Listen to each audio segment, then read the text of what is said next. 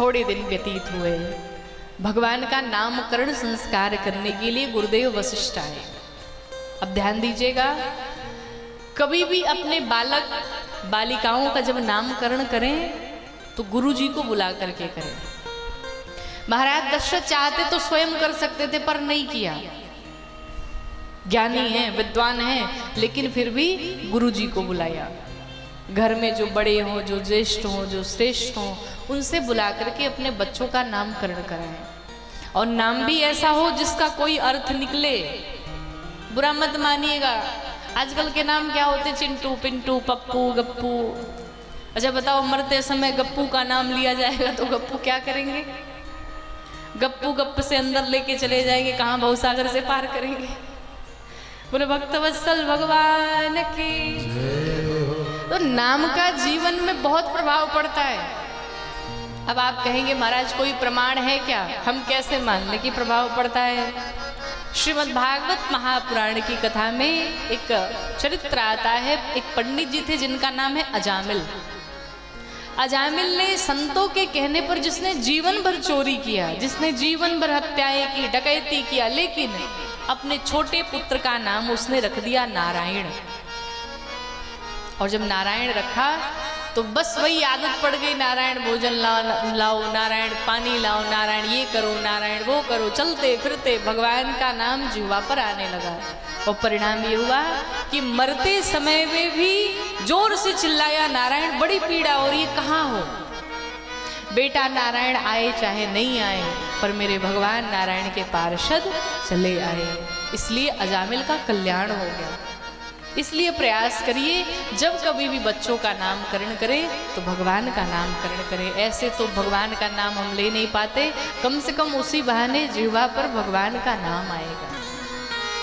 गुरुदेव वशिष्ठ आए, बैठे, जब भगवान राम के स्वरूप को देखा, कहा ये समस्त जीव को विश्राम देने वाले हैं, परम शांति देने वाले हैं। इनका नाम लेने मात्र से जीव को शांति मिल जाएगी, जीव को विश्राम मिल जाएगा।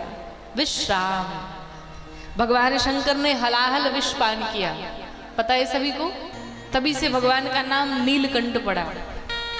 भगवान ने जब विष को लिया अपने मुख में और अंदर जब लिया तो बोला रा, और जब अंदर प्रवेश कराया तो बोला म, अर्थात राम। तो राम पहले से था, विष अंदर गया, और जब विष और राम दोनों मिला तो हो गया विश्राम। अर्थात भगवान शंकर ने हलाहल विष पिया, फिर भी कोई प्रभाव नहीं पड़ा। यह है भगवान के नाम में शक्ति, इसलिए भगवान का नाम लिया जाए। गुरुदेव वशिष्ठ कहते 4 वेद 4 उपवेद 6 शास्त्र 18 पुराण 18 उपपुराण, संसार में जितने ग्रंथ हैं सभी ग्रंथों के ये सार हैं। इनके तो सहस्त्र नाम है, मैं क्या नामकरण करूं इनका, लेकिन फिर भी मेरी मति के अनुसार मुझे जो नाम समझ में आ रहा है, गुरुदेव वशिष्ठ कहते हैं अति पावन पुराण श्रुति सार, समस्त जीव को विश्राम देने वाले होंगे। मेरी मति के अनुसार मुझे जो नाम समझ में आ रहा है, मैं इनका नाम राम रखता हूँ। चारों तरफ जय जयकार होने लगी। बोले राम लला सरकार की जय हो। एक तरफ श्री भरत जी बैठे थे। गुरुदेव वशिष्ठ कहते हैं विश्व भरण पोषण कर जोई, जो समस्त विश्व का भरण पोषण करेगा। अर्थात इस शरीर को आवश्यकता होती है भोजन की, लेकिन आत्मा को आवश्यकता है भजन की। अर्थात ये अपने राम प्रेम से, राम भक्ति से समस्त जीव का भरण पोषण करेंगे, इसलिए मैं इनका नाम भरत रखता हूँ। चारों तरफ जय जयकार हुई। बोलो भरत लला सरकार की जय हो। एक तरफ शत्रुघ्न भैया बैठे थे। कहते हैं गुरुदेव वशिष्ठ ये समस्त शत्रुओं का विनाश करेंगे। कौन से शत्रु? काम, क्रोध, लोभ, मोह, मद, मत्सर, ये जितने शत्रु हैं इनका विनाश करेंगे। तो मैं इनका नाम शत्रुघ्न रखता हूँ। और सबसे अंत में लक्ष्मण जी के पास पहुँचे।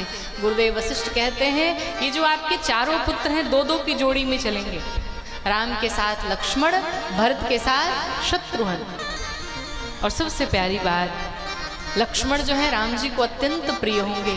आपके तीनों पुत्रों में एक एक गुण है, लेकिन लक्ष्मण जी समस्त शुभ लक्षणों के धाम हैं। और इनका लक्ष्य क्या है? लक्ष्य धन मन, अर्थात इनका मन अपने लक्ष्य में सदैव लगा रहेगा, इन्हीं का नाम है लक्ष्मण। लक्ष्य क्या है? भगवान राम की भक्ति को पाना, भगवान राम के प्रेम को पाना, भगवान राम की शरण को पाना, भगवान राम के शरण को पाना, यही लक्ष्मण जी का लक्ष्य है। इसलिए मैं इनका नाम लक्ष्मण रखता हूँ। बोलो चारों लला सरकार की। भगवान का नामकरण संस्कार हुआ। आगे माँ कौशल्या भगवान राम को गोद में लेती हैं, कभी पालने में लिटाती, कभी हाथों से लेकर के भगवान को उछाल करके खूब प्रेम करती। मैया कहती हैं कि कब हो छंगा कब हो बर पलना, माँ तो दुलारे कहीं प्रिय ललना। भगवान राम को मैया बड़ा दुलार करती, खूब प्रेम करती हैं। यहाँ पर मैया कौशल्या के पास हजार हजार दासियां हैं, लेकिन फिर भी मैया कौशल्या ने किसी दासी को नहीं लगाया कि इनका श्रृंगार करो, इनका लालन पालन करो आज के समाज के जैसे। मैया कौशल्या राम जी का श्रृंगार स्वयं करती हैं। माँ जैसा प्रेम दुनिया में कोई नहीं कर सकता महाराज। इस संसार में अगर सत्य प्रेम है किसी का तो वो है अपने माता पिता का। माता पिता से अत्यधिक आपको कोई प्रेम नहीं कर सकता। और माँ तो ऐसी है, आप बोलेंगे माँ तो मुंह हमारा खुल जाता है, अर्थात अपनी सारी बातें जाकर के अपनी माँ से कह दो। और कहते हैं बाप, बाप कहो तो मुंह बंद हो जाता है और माँ कहो तो खुल जाता है। अर्थात बाप से हर बात नहीं की जा सकती, पर माँ ऐसी है, माँ से हर बात कही जा सकती है। जैसे आज मेले लगे हुए ना जगह जगह पर, सभी माताएं अगर मेले में जाएं घूमने और किसी मैया का एक बालक गुम हो जाए, भूल जाए, तो पहले मैया क्या करती है? बैठ करके खूब रोएगी, कहाँ चला गया मेरा बेटा, कहाँ चला गया मेरा बेटा। और जैसे ही बेटा मिल जाए तो पहले तो रोती है, उसके बाद जैसे मिले खूब धोती भी है। कहाँ था तू?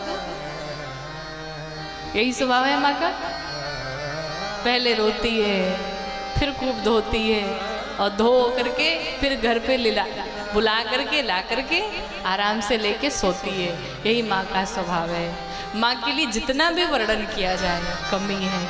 माँ के लिए कोई शब्द ही नहीं बना जो माँ के विषय में बता सके कि माँ क्या है। माँ की ममता के विषय में कोई वर्णन नहीं किया जा सकता। माँ के लिए कोई शब्द ही नहीं बना है। माँ अपने आप में ही शब्द है। माँ अपने आप में एक बहुत बड़ी चीज़ है।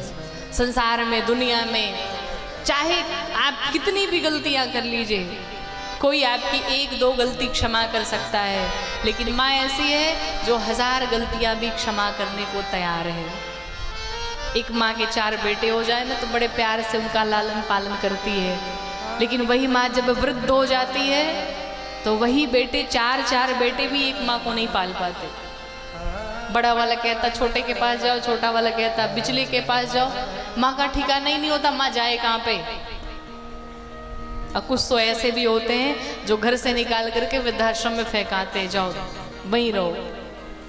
लेकिन एक बात कहें, वृद्धाश्रम भेजने के पश्चात भी, वहाँ जाने के बाद भी अगर उस माँ से जा करके पूछो कि मैया क्या आप चाहती हो अपने बेटे के लिए, क्या कहोगी, तो वो ये नहीं कहती कि उसने मेरे साथ इतना बुरा किया। वो माता पिता यही कहते हैं कि वो जहाँ भी रहे सुखी थी। माँ के साथ चाहे बच्चे जैसा भी व्यवहार कर ले, पर माँ कभी भी अपने बच्चों के लिए बुरा नहीं सोच सकती। दुनिया में सब कुछ मिल सकता है पर माता पिता वापस नहीं मिल सकते। मरने के बाद खूब भंडारे कराते हैं, मरने के बाद खूब तर्पण लोग करते हैं। अभी पितृपक्ष बीता ना, सबकी भक्ति जागृत हो गई थी। मरने के बाद जल पिलाने का क्या फायदा? जीते जी अपनी माँ को एक गिलास पानी नहीं दे पा रहे हो और मरने के बाद तर्पण कर रहे हो, कोई मतलब नहीं है उसका। मंदिर में जाकर के खूब पूजा कर रहे हैं, लेकिन जो घर पे माँ बैठी हुई है, जो घर पे देवी बैठी हुई, उसकी पूजा नहीं कर रहे हैं। मंदिर जाने का कोई मतलब नहीं है। इतना ही कहते हैं कि मंदिर जाओ न जाओ, मंदिर की पूजा बाद में होगी। अगर घर वाली माँ प्रसन्न है तो मंदिर वाली माँ अपने आप प्रसन्न हो जाएगी। इसलिए घर की माँ को पहले प्रसन्न करो, फिर मंदिर की माँ को प्रसन्न करो। भगवान तो यही कहते हैं कि तुम हर जीव में, हर प्राणी में माँ का दर्शन करो, भगवान का दर्शन करो। और अगर तुमने नर की सेवा कर ली तो वही नारायण की सेवा है, वही भगवान की सेवा है। इसलिए किसी को कष्ट ना पहुंचाएं। जीते जी जो आपके पास है उनका सम्मान कर ले, उनका सत्कार कर ले, उनकी सेवा कर ले। बहुत व्यस्ततम समय है, लेकिन अगर उस व्यस्ततम समय में भी आपको थोड़े ही दिन का अगर समय मिल जाए तो जाकर के अपने माँ की सेवा कर लीजिए, क्योंकि वो एक बार चली गई तो वापस मिलने वाली नहीं। सब कुछ मिल जाएगा पर माँ नहीं मिल सकती महाराज। इसलिए माँ की सेवा करो, माँ से प्रेम करो।